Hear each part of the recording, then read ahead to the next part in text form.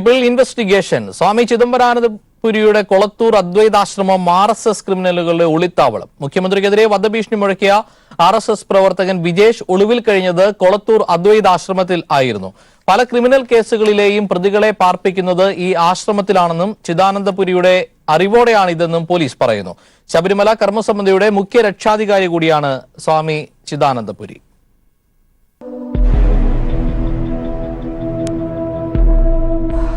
കൊയിലാണ്ടി പിഷാരിക്കാവ് സ്വദേശി വിശ്വംഭരന്റെ മകൻ സത്യനാഥൻ 25 വർഷങ്ങൾക്ക് മുമ്പാണ് നന്മണ്ട പഞ്ചായത്തിലെ കൊളത്തൂരിൽ എത്തുന്നത്.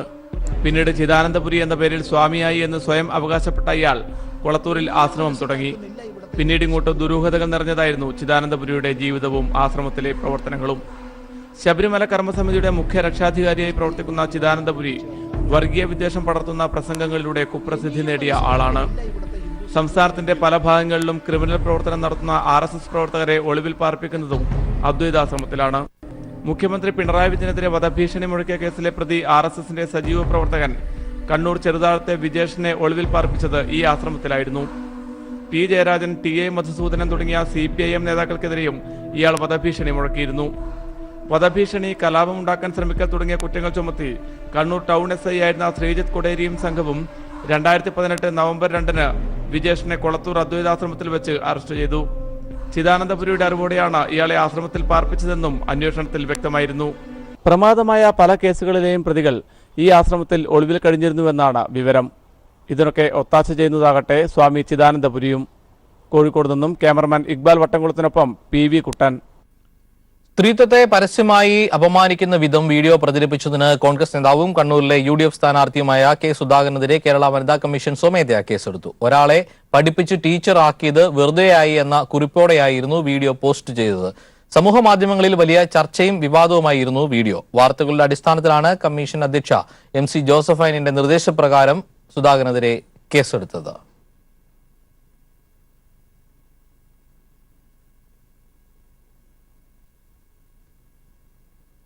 രാഹുൽ ഗാന്ധിയെ ബഹിഷ്കരിച്ച് K മുരളീധരൻ. രാഹുൽ ഗാന്ധി പങ്കെടുത്ത കണ്ണൂരിലെ പ്രചരണ പരിപാടിക്ക് പുറമെ തിരുവമ്പാടിയിലും K മുരളീധരൻ പങ്കെടുത്തില്ല. മുരളീധരന്റെ അതൃപ്തിക്ക് കാരണം വടകരയിലെ കോൺഗ്രസിന്റെ നിസ്സഹകരണം. കൂടുതൽ വിവരങ്ങളുമായി PV കുട്ടൻ ചേരുകയാണ്. PV കുട്ടൻ, രണ്ടിടങ്ങളിലാണ് രാഹുൽ ഗാന്ധിയുടെ പരിപാടി K മുരളീധരൻ ബഹിഷ്കരിച്ചത്. എന്താണ് വിവരങ്ങൾ? രാവിലെ കണ്ണൂരിൽ നടന്ന കോൺഗ്രസിന്റെ പ്രധാനപ്പെട്ട നേതാക്കളുടെയും പ്രവർത്തകരുടെയും ഭാരവാഹികളുടെയും യോഗത്തിൽ, അതുപോലെ സ്ഥാനാർത്ഥികളും പങ്കെടുക്കേണ്ട യോഗമായിരുന്നു. ആ യോഗത്തിൽ K മുരളീധരൻ പങ്കെടുക്കാതെ വിട്ടുനിന്നു. ഉച്ചയ്ക്ക് തിരുവമ്പാടിയിൽ രാഹുൽ ഗാന്ധി പങ്കെടുക്കുന്ന മറ്റൊരു പൊതുയോഗം ഉണ്ടായിരുന്നു.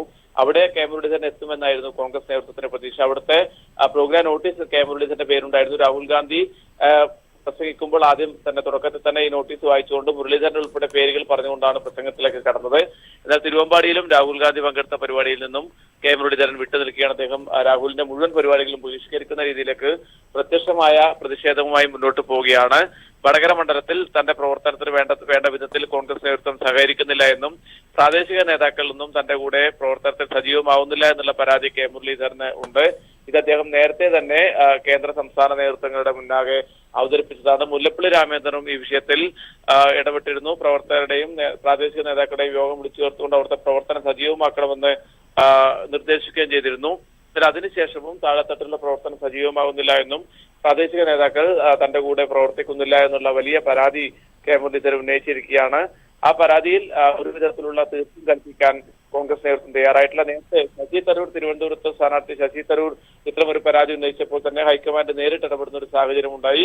എന്നാൽ വടകരയിൽ ഒരു തരത്തിലുള്ള അനുകൂല പ്രതികരണവും ഹൈക്കമാൻഡിന്റെയോ കോൺഗ്രസ് സംസ്ഥാന നേതൃത്വത്തിന്റെയോ ഭാഗത്തുനിന്നും ഉണ്ടാകാത്തൊരു ഘട്ടത്തിലാണ് ഇപ്പോൾ K മുരളീധരൻ രാഹുൽ ഗാന്ധി ഉൾപ്പെടെ ബഹിഷ്കരിക്കുന്ന രീതിയിലേക്ക് പരസ്യമായ പ്രതിഷേധവുമായി രംഗത്ത് വന്നിട്ടുള്ളത്. PV കുട്ടൻ, അത് വളരെ ഗൗരവമായ കാര്യമാണ്. രാവിലെ കണ്ണൂരിൽ മുരളീധരൻ പങ്കെടുത്തില്ല. അത് വാർത്തകളിൽ മാധ്യമങ്ങളിലൊക്കെ വന്നതുകൂടിയാണ്. ഈ ഒരു സാഹചര്യത്തിലാണ് രണ്ടാമതൊരു പരിപാടി കൂടി മുരളീധരൻ ബഹിഷ്കരിച്ചത്. ആദ്യ പരിപാടിയിൽ എന്തുകൊണ്ട് പങ്കെടുത്തില്ല എന്നോ അതിനൊരു വിശദീകരണം തരാനോ കോൺഗ്രസ് തയ്യാറായില്ല. രണ്ടാമതും ഒരു പരിപാടിയിൽ പങ്കെടുക്കാത്ത തരം വളരെ ഗൗരവമായ ഒരു സമീപനം മുരളീധരന്റെ ഭാഗത്തു നിന്ന് ഉണ്ടായിരിക്കുന്നു. അത് കോൺഗ്രസിനെ വളരെയധികം ബാധിക്കുന്നതാണ്. എന്താണെന്ന് ചോദിച്ചാൽ, ഇടതുപക്ഷത്തെ പ്രകീർത്തിച്ചുകൊണ്ട് രാഹുൽ ഗാന്ധി കഴിഞ്ഞ ദിവസം പ്രസംഗിച്ചതൊക്കെ കോൺഗ്രസിനെ ആകെ അങ്കലാപ്പിലാക്കിയിരിക്കുന്നു. ഇത് ഈ മുരളീധരന്റെ ഈ ഒരു സംഭവത്തോടു കൂടി രാഹുൽ ഗാന്ധി തിരിച്ചു പോകുമ്പോഴേക്കും കോൺഗ്രസ് ആകെ വിരളി പൂണ്ട സ്ഥിതിയിലേക്ക് എത്തുന്ന ഒരു സാഹചര്യമാണ് ഉരുത്തിരിഞ്ഞിരിക്കുന്നത്.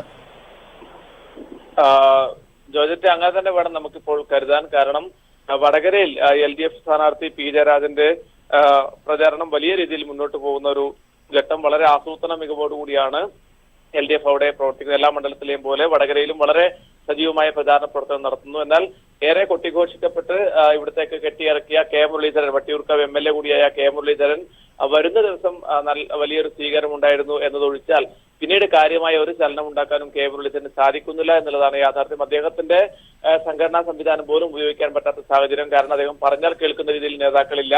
പ്രാദേശിക തലത്തിലുള്ള നേതാക്കളൊന്നും തന്നെ സഹകരിക്കുന്നില്ല. മറ്റു നേതാക്കളാകട്ടെ ജില്ലാ തലത്തിലുള്ള DCCയുടെ ഒക്കെ ഭാരവാഹികൾ പൂർണ്ണമായും തിരുവമ്പാടിയിലും അതുപോലെ തന്നെ മുക്കത്തും വയനാട്ടിലും, അതായത് രാഹുൽ ഗാന്ധി മത്സരിക്കുന്നതിനാൽ ആ മേഖലയിലേക്ക് ശ്രദ്ധ കേന്ദ്രീകരിക്കുന്ന ഒരു സാഹചര്യം വരുന്നു. TCC ഉൾപ്പെടെയുള്ള നേതാക്കളാകട്ടെ ഈ ഭാഗത്തേക്ക് തിരിഞ്ഞു നോക്കിയത് പോലുമില്ല. ആ ഒരു പരാതിയും ആ ഒരു പ്രതിഷേധവും വലിയ രീതിയിൽ K. മുരളീധരനിൽ ഉണ്ട് എന്ന് വേണം നമുക്ക് കരുതാൻ. ഇതിന്റെ ഒരു പ്രത്യക്ഷമായ രീതിയിലേക്കുള്ള പ്രതികരണങ്ങൾ അദ്ദേഹം നടത്തി തുടങ്ങി എന്ന് വേണം ഇന്നത്തെ ബഹിഷ്കരണത്തിൽ നിന്നും മനസ്സിലാക്കാൻ. PV കുട്ടനാണ് വിവരങ്ങൾ നൽകിയത്. രാഹുൽ ഗാന്ധിയുടെ പരിപാടിയിൽ, തിരുവമ്പാടിയിൽ നടന്ന പരിപാടിയിലും മുരളീധരൻ പങ്കെടുത്തില്ല എന്ന വിവരങ്ങൾ. രാവിലെ കണ്ണൂരിൽ നടന്ന പരിപാടി ബഹിഷ്കരിച്ചതിന് പിന്നാലെയാണ് തിരുവമ്പാടിയിലെ പരിപാടിയും മുരളീധരൻ ബഹിഷ്കരിച്ചത്. മറ്റു വാർത്തയിലേക്ക്. ശ്രീധരൻ പിള്ളയുടെ മുസ്ലിം വിരുദ്ധ പരാമർശത്തിനെതിരെ കേന്ദ്ര തെരഞ്ഞെടുപ്പ് കമ്മീഷന് പരാതി നൽകിയിരിക്കുന്നു. ഈ വാർത്തയുടെ കൂടുതൽ വിവരങ്ങളുമായി ഇപ്പോൾ തിരുവനന്തപുരത്ത് നിന്ന് ജീവൻ ചേരുകയാണ്.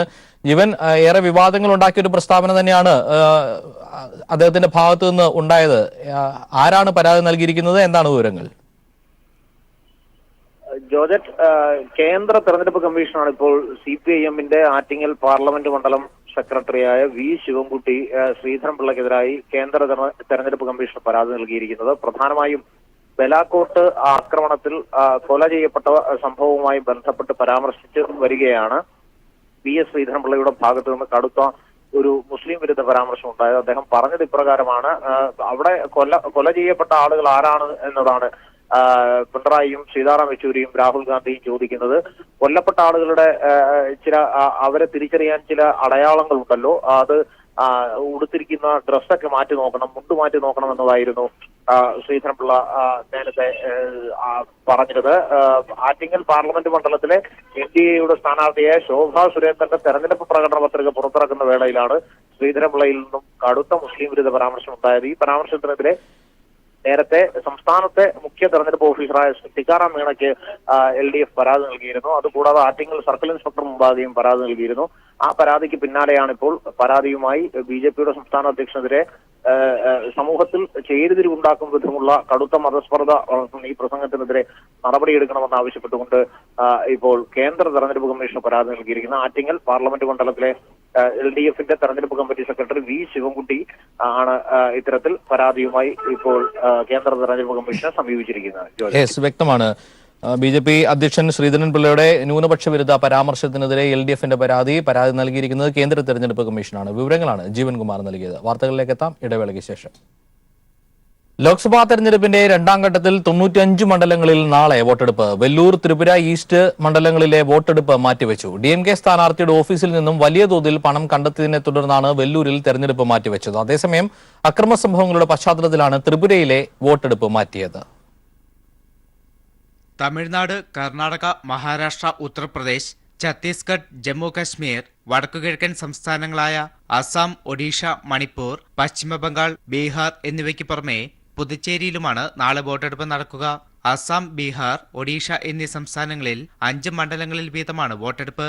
വെല്ലൂർ സ്ഥാനാർത്ഥിയായ ഖദർ ആനന്ദിന്റെ ഓഫീസിൽ നിന്നും 12 കോടിയോളം രൂപ പിടിച്ചെടുത്തതിനെ തുടർന്നാണ് വെല്ലൂരിലെ വോട്ടെടുപ്പ് മാറ്റിവെച്ചത്. അതേസമയം ആദ്യഘട്ട വോട്ടെടുപ്പിൽ വ്യാപക അട്ടിമറി നടന്നെന്ന് ആരോപിക്കുന്ന ത്രിപുരയിലും നാളെ നടക്കുന്ന വോട്ടെടുപ്പ് മാറ്റിവെച്ചിട്ടുണ്ട്. ബൂത്ത് കയ്യേറ്റവും അക്രമങ്ങളും ചൂണ്ടിക്കാട്ടി പ്രതിഷേധവുമായി CPIM രംഗത്തെത്തിയിരുന്നു. തുടർന്നാണ് ത്രിപുര ഈസ്റ്റിൽ നാളെ നടക്കേണ്ട വോട്ടെടുപ്പ് 23ലേക്ക് മാറ്റിവെച്ചത്. മഹാരാഷ്ട്രയിലെ 10 മണ്ഡലങ്ങളും ഉത്തർപ്രദേശിലെ 8 മണ്ഡലങ്ങളുമാണ് നാളെ വിധിയെഴുതുക. BSP നേതാവ് മായാവതിക്ക് നിർണായകമാണ് നഗിന, ബുലന്ദ്ഷഹർ, ഹത്രസ്, ആഗ്ര തുടങ്ങിയ 8 മണ്ഡലങ്ങളും. ദളിത്, മുസ്ലിം, ഗുജ്ജർ, ജാട്ട് വിഭാഗങ്ങൾക്ക് മേൽക്കൈയുള്ള മണ്ഡലങ്ങളാണ് ഇവ. തമിഴ്നാട്ടിലെ 38 മണ്ഡലങ്ങളും കർണാടകയിലെ 14 മണ്ഡലങ്ങളിലും വോട്ടെടുപ്പ് നടക്കും. അതിനിടയിലാണ് ഇന്നലെ അർദ്ധരാത്രി വരെ DMK MPയായ കനിമൊഴിയുടെ തൂത്തുക്കുടിയിലെ വസതിയിൽ ആദായ നികുതി വകുപ്പ് റെയ്ഡ് നടത്തിയത്. എന്നാൽ കള്ളപ്പണമോ രേഖകളോ കണ്ടെത്താനായില്ലെന്ന് ഉദ്യോഗസ്ഥർ വ്യക്തമാക്കി. റെയ്ഡിനെതിരെ DMK രംഗത്തെത്തിയിട്ടുണ്ട്. പ്രതികാര നടപടിയാണെന്നും മോദിയുടെ നിർദ്ദേശപ്രകാരമാണ് പരിശോധന നടത്തിയതെന്നും DMK അധ്യക്ഷനായ MK സ്റ്റാലിൻ പ്രതികരിച്ചു. BJP സ്ഥാനാർത്ഥിയുടെ വീട്ടിൽ കോടിക്കണക്കിന് രൂപ സൂക്ഷിച്ചിട്ടുണ്ടെന്നും അവിടെ പരിശോധന നടത്താൻ ആദായനികുതി വകുപ്പിന് ധൈര്യമുണ്ടെന്നും സ്റ്റാലിൻ ആഞ്ഞടിച്ചു. തമിഴ്നാട്ടിൽ നിന്ന് ഇതുവരെ 500 കോടിയോളം രൂപയാണ് ആദായനികുതി വകുപ്പ് പിടിച്ചെടുത്തത്. News bureau, Delhi. യോഗി ആദിത്യനാഥിനെതിരെ ട്വിറ്ററിന്റെ നടപടി. മുസ്ലിം ലീഗ് വൈറസ് പരാമർശങ്ങൾ ട്വിറ്ററിൽ നിന്ന് നീക്കം ചെയ്തു. ട്വിറ്ററുകൾ നീക്കം ചെയ്യാൻ തെരഞ്ഞെടുപ്പ് കമ്മീഷന്റെ നിർദ്ദേശത്തെ തുടർന്നാണ് ട്വിറ്ററിന്റെ നടപടി. കേന്ദ്രമന്ത്രി ഗിരിരാജ് സിംഗിന്റെയും മറ്റ് BJP നേതാക്കളുടെയും അടക്കം ട്വീറ്റുകളും നീക്കം ചെയ്തിട്ടുണ്ട്. െതിരെ വൈറസ് പരാമർശം നടത്തിയ ഉത്തർപ്രദേശ് മുഖ്യമന്ത്രി യോഗി ആദിത്യനാഥിന് തെരഞ്ഞെടുപ്പ് പ്രചാരണത്തിൽ നിന്ന് 3 ദിവസത്തെ വിലക്ക് നൽകി തെരഞ്ഞെടുപ്പ് കമ്മീഷൻ നടപടിയെടുത്തിരുന്നു. കോൺഗ്രസിനെ പച്ച വൈറസ് ബാധിച്ചെന്നായിരുന്നു യോഗിയുടെ പരാമർശം. ഇത് തെരഞ്ഞെടുപ്പ് ചട്ടലംഘനമാണെന്ന് കണ്ടെത്തിയതിനെ തുടർന്നായിരുന്നു കമ്മീഷൻ നടപടി. ഇക്കാര്യം ചൂണ്ടിക്കാട്ടി മുസ്ലിം ലീഗും തെരഞ്ഞെടുപ്പ് കമ്മീഷന് പരാതി നൽകിയിരുന്നു. ഇതിന്റെ അടിസ്ഥാനത്തിൽ വിവാദ പരാമർശം നീക്കം ചെയ്യാൻ ട്വിറ്ററിന് കമ്മീഷൻ നിർദ്ദേശം നൽകി. തുടർന്നാണ് യോഗി ആദിത്യനാഥിനെതിരെ ട്വിറ്റർ നടപടി കൈക്കൊണ്ടത്. കേന്ദ്രമന്ത്രി ഗിരിരാജ് സിംഗിന്റെ അടക്കം നിരവധി BJP നേതാക്കളുടെയും ട്വിറ്ററുകളും നീക്കം ചെയ്തു. രാഹുൽ ഗാന്ധിയുടെ റാലിയിലെ മുസ്ലിം ലീഗിന്റെ പതാകയുടെ ചിത്രം പങ്കുവച്ചായിരുന്നു ഗിരിരാജ് സിംഗ് ട്വീറ്റ് ചെയ്തത്. BJP IT സെൽ തലവൻ അമിത് മാളവിയുടേത് അടക്കം 34ഓളം ട്വീറ്റുകൾക്കെതിരെയാണ് നടപടി കൈക്കൊണ്ടത്. BJPയെ സഹായിക്കുന്ന തരത്തിലാണ് കമ്മീഷന്റെ പ്രവർത്തനം എന്ന ആരോപണം കൂടി ശക്തമായ പശ്ചാത്തലത്തിലാണ് നടപടിയെടുക്കാൻ കമ്മീഷനും തയ്യാറായത്. തെരഞ്ഞെടുപ്പ് കമ്മീഷനെതിരെ രൂക്ഷ വിമർശനം ഉന്നയിച്ച് സുപ്രീംകോടതി രംഗത്തെത്തിയതും നടപടിയെടുക്കുന്നതിന്റെ പിന്നിലുണ്ട്. ഇതോടെ വരും ദിവസങ്ങളിൽ കമ്മീഷൻ ചട്ടലംഘനങ്ങൾക്കെതിരെ കർശന നടപടികളുമായി മുന്നോട്ടു പോകുമെന്നാണ് സൂചന. News bureau, Delhi. ജമ്മു കേന്ദ്ര സർവകലാശാലയിലെ മലയാളി വിദ്യാർത്ഥികൾക്കെതിരായ RSS ABVP ആക്രമണത്തിന് പിന്നാലെ സർവകലാശാല website Kerala cyber warriors hack ചെയ്തു. അക്രമത്തിൽ പ്രതിഷേധിച്ചും നടപടി ആവശ്യപ്പെട്ടുമാണ് ഹാക്കിംഗ്. ബീഫ് കറി ഉണ്ടാക്കുന്നത് എങ്ങനെയെന്നും സൈറ്റിൽ പോസ്റ്റ് ചെയ്തിട്ടുണ്ട്.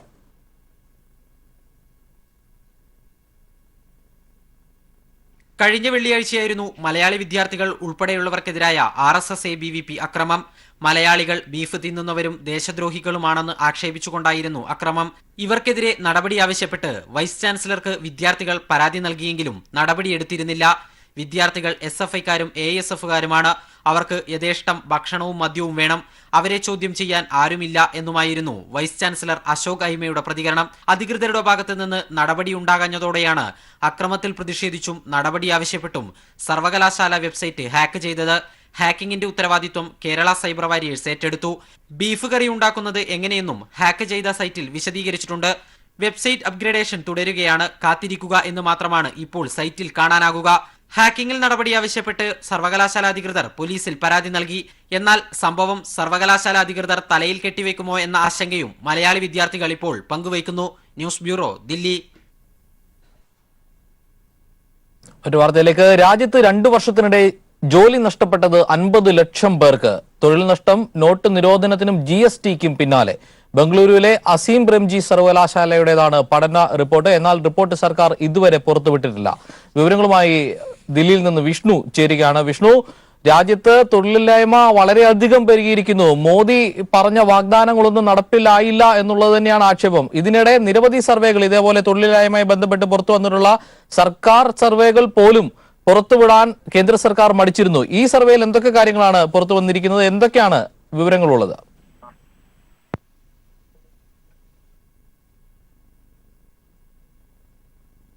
രാജ്യത്ത് 2 വർഷത്തിനിടെ തൊഴിൽ നഷ്ടപ്പെട്ടത് 50 ലക്ഷം പേർക്ക്.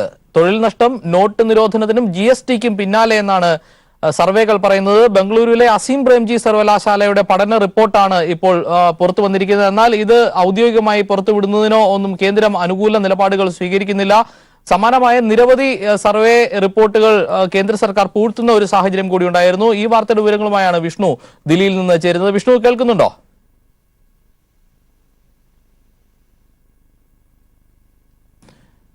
2014 മോദി അധികാരത്തിലെത്തിയപ്പോൾ വർഷം 2 കോടി ആളുകൾക്ക് തൊഴിൽ നൽകുമെന്നായിരുന്നു വാഗ്ദാനം, പ്രകടന പത്രികയിലെ വാഗ്ദാനം. എന്നാൽ ആ കാര്യങ്ങൾ പാലിക്കാൻ മോദി സർക്കാരിനായില്ല എന്ന ആരോപണങ്ങൾ പുറത്തു വരുമ്പോഴാണ് 50 ലക്ഷം ആളുകൾക്ക് തൊഴിൽ നഷ്ടമായി എന്നുള്ള വാർത്തകൾ വരുന്നത്. കഴിഞ്ഞ ഏതാനും വർഷങ്ങൾക്കിടെ രാജ്യം കണ്ട ഏറ്റവും വലിയ തൊഴിലില്ലായ്മയാണ് രാജ്യത്ത് ഇപ്പോൾ അരങ്ങേറിക്കൊണ്ടിരിക്കുന്നത്. മോദിയുടെ വാഗ്ദാനങ്ങളൊന്നും നടക്കാത്ത ഒരു സാഹചര്യത്തിൽ സർവേ ഫലങ്ങളെ പോലും പൂഴ്ത്തിവെക്കുന്ന നിലപാടാണ് കേന്ദ്ര സർക്കാരിന്റെ ഭാഗത്തു നിന്ന് ഉണ്ടായത്. വിവരങ്ങളുമായി വിഷ്ണു ചേരുകയാണ്. വിഷ്ണു, കേൾക്കുന്നുണ്ടോ? ഇപ്പോൾ ബാംഗ്ലൂരിലെ അസിം പ്രെംജി എന്ന സർവകലാശാലയുടെ പഠന റിപ്പോർട്ടാണ് പുറത്തു വന്നിരിക്കുന്നത്. ഈ റിപ്പോർട്ടിൽ പ്രധാനമായും പറയുന്ന കാര്യം 2016 നോട്ട് നിരോധനം പ്രഖ്യാപിച്ചതിനു ശേഷം ഇന്ത്യയിൽ തൊഴിൽ നഷ്ടപ്പെടുന്നവരുടെ എണ്ണം ക്രമാതീതമായി വർദ്ധിച്ചു വരുന്ന ഒരു സാഹചര്യമാണ് ഉണ്ടായിരുന്നത്. അങ്ങനെ 2016 നവംബർ മുതൽ 2018 നവംബർ വരെ രാജ്യത്ത് തൊഴിൽ നഷ്ടപ്പെട്ടവരുടെ എണ്ണം 50 ലക്ഷത്തോളം ആണെന്ന് ഈ റിപ്പോർട്ടിൽ വ്യക്തമാക്കുന്നുണ്ട്. എന്നാൽ ഈ ഒരു റിപ്പോർട്ട് ഇതുവരെ പുറത്തുവിടാൻ സർക്കാരുകൾ തയ്യാറായിട്ടില്ല. അതേസമയം ഒരു ദേശീയ മാധ്യമമാണ് ഈ റിപ്പോർട്ട് ചോർത്തി ഇപ്പോൾ പ്രസിദ്ധീകരിച്ചിരിക്കുന്നത്. എന്നാൽ ഈ ഒരു റിപ്പോർട്ടിനോട് നീതി ആയോഗ് ഉൾപ്പെടെയുള്ളവർ പ്രതികരിക്കുന്നത് ഇത് പ്രസിദ്ധീകരിക്കാത്തത് ഇതിലെ കണക്കുകളെ കുറിച്ച് ചില സംശയങ്ങളുണ്ട്. ഇത് വ്യക്തമാണോ, കണക്കുകൾ കൃത്യമാണോ എന്ന് ഉറപ്പില്ല. അതുകൊണ്ടാണ് ഇതുവരെ ഈ പഠന റിപ്പോർട്ട് പ്രസിദ്ധീകരിക്കാത്തത് എന്നൊരു പ്രതികരണമാണ് ഇപ്പോൾ നീതി ആയോഗിന്റെ ഭാഗത്തു നിന്നും വന്നിരിക്കുന്നത്. എന്തു തന്നെയായാലും ഈ ഒരു കണക്കുകൾ സൂചിപ്പിക്കുന്നത് നരേന്ദ്രമോദി അധികാരത്തിൽ എത്തിക്കഴിഞ്ഞിട്ട് നൽകിയിരുന്ന വാഗ്ദാനങ്ങൾ പാലിക്കാൻ കഴിയാത്ത ഒരു സാഹചര്യം ഉണ്ടായിരിക്കുന്നു. അതായത് രാജ്യത്ത് നിരവധി തൊഴിലവസരങ്ങൾ, ചെറുപ്പക്കാർക്ക് നിരവധി തൊഴിലവസരങ്ങൾ സൃഷ്ടിക്കും എന്നൊരു വാഗ്ദാനം നൽകി അധികാരത്തിലെത്തിയ സർക്കാർ അതിനുശേഷം അധികാരത്തിൽ എത്തിക്കഴിഞ്ഞിട്ട് നോട്ട് നിരോധനം പ്രഖ്യാപിക്കുന്നു. ഈ നോട്ട് നിരോധനം തൊഴിൽ നഷ്ടപ്പെടുന്നതിന് വഴിവെക്കുന്നു. അതോടൊപ്പം തന്നെ നോട്ട് നിരോധനത്തിന് പിന്നാലെ പ്രഖ്യാപിച്ച GST, ഈ GSTയും തൊഴിൽ നഷ്ടപ്പെടുന്നതിന് ഒരു പരിധിവരെ കാരണമായിട്ടുണ്ടെന്നും ഈ ഒരു റിപ്പോർട്ടിൽ ചൂണ്ടിക്കാട്ടിയിരിക്കുന്നു. എന്തു തന്നെയായാലും ഇപ്പോൾ ഈ ഒരു കണക്ക് പ്രകാരം രാജ്യത്ത് തൊഴിൽ നഷ്ടപ്പെട്ടവരുടെ എണ്ണം കഴിഞ്ഞ 2 വർഷത്തിനിടെ 50 ലക്ഷം എത്തിയിരിക്കുന്നുവെന്ന് വ്യക്തമാക്കിയിരിക്കുന്നു. ഈ ഒരു കാര്യത്തിൽ കൂടുതൽ വിശദീകരണം വരാനുള്ളത് സർക്കാരിന്റെ ഭാഗത്തു നിന്നുമാണ്. ഈ ഒരു റിപ്പോർട്ട് ഇത്രയും നാളായിട്ട് എന്തുകൊണ്ട് സർക്കാർ പൂഴ്ത്തിവെച്ചു? അതായത് കഴിഞ്ഞ 2018 നവംബറിൽ ഈ ഒരു പഠന റിപ്പോർട്ട് പൂർത്തിയായതാണ്. അത് കഴിഞ്ഞിട്ട് മാസങ്ങൾ 6 മാസത്തോളമായിരിക്കുന്നു. ഈ 6 മാസക്കാലത്തോളം സർക്കാർ ഈ ഒരു റിപ്പോർട്ട് പൂഴ്ത്തിവെച്ചിരിക്കുന്നു. അതായത് കേന്ദ്ര സർക്കാരിന്റെ വാഗ്ദാനങ്ങൾ പാലിക്കാൻ കഴിയാത്ത ഒരു സാഹചര്യം, ഇവർ നൽകിയ വാഗ്ദാനത്തിന് നേരെ വിരുദ്ധമായിട്ടുള്ള കാര്യങ്ങളും രാജ്യത്ത് നടക്കുമ്പോൾ അത് സംബന്ധിച്ച് വരുന്ന റിപ്പോർട്ടുകൾ പൂഴ്ത്തിവെച്ചിരിക്കുന്നു എന്ന വലിയൊരു കാര്യം കൂടി ഈ ഒരു വിഷയത്തിൽ നമുക്ക് ചൂണ്ടിക്കാട്ടാനാകും. എന്തായാലും ഞെട്ടിക്കുന്ന വിവരങ്ങൾ തന്നെയാണ്. 2 കോടി തൊഴിലവസരങ്ങൾ ഓരോ വർഷവും വാഗ്ദാനം ചെയ്തുകൊണ്ട് പ്രകടന പത്രികയിൽ പോലും വാഗ്ദാനം നൽകി അധികാരത്തിലെത്തിയ സർക്കാരിന്റെ ഭരണപരാജയം വ്യക്തമാക്കുന്ന റിപ്പോർട്ടുകളാണ് വരുന്നത്. തൊഴിലില്ലായ്മ നിരക്ക് രാജ്യത്ത് പെരുകുന്നു എന്ന റിപ്പോർട്ടുകൾ പുറത്തു വന്നിരുന്നു. ഏറ്റവും പുതിയ അസീം പ്രേംജി സർവകലാശാലയുടെ റിപ്പോർട്ടുകളാണ് ഇപ്പോൾ പുറത്തു വന്നിരിക്കുന്നത്. 50 ലക്ഷം തൊഴിൽ നഷ്ടം ഉണ്ടായി എന്നാണ് ഈ റിപ്പോർട്ടിൽ വ്യക്തമാക്കുന്നത്. വിവരങ്ങളാണ് വിഷ്ണു നൽകിയത്.